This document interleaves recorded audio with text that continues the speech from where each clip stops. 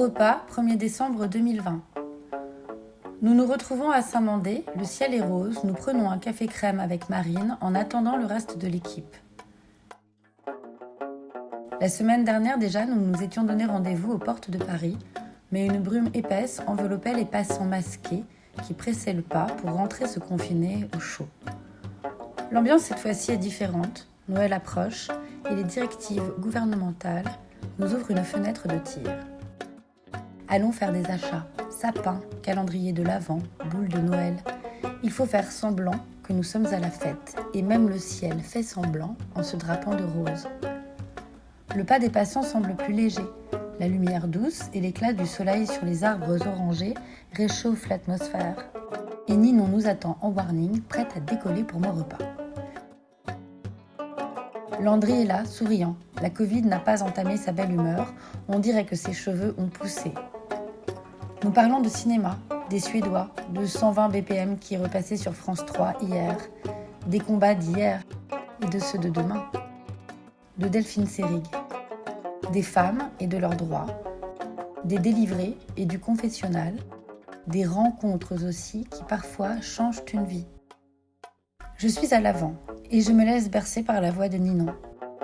L'enthousiasme de Marine me fait décrocher de mes pensées angoissantes.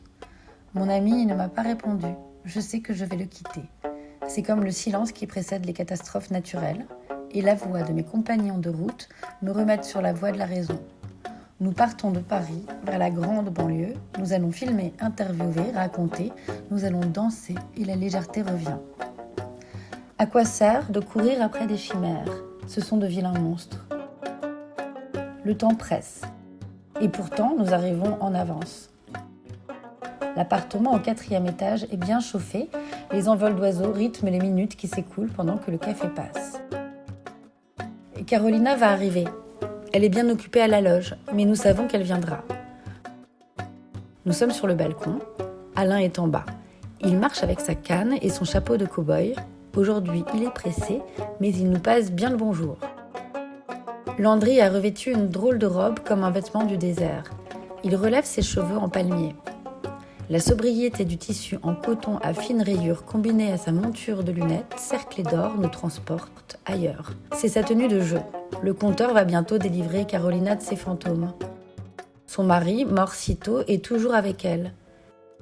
Sa mère, si vivante, atteinte de la maladie d'Alzheimer, est une absente. Qui est présent ? Qui est absent ? Quels sont les fantômes qui nous accompagnent ? Qui veillent derrière notre dos ? Qui nous protège ? Qui sont les vivants qui nous hantent ?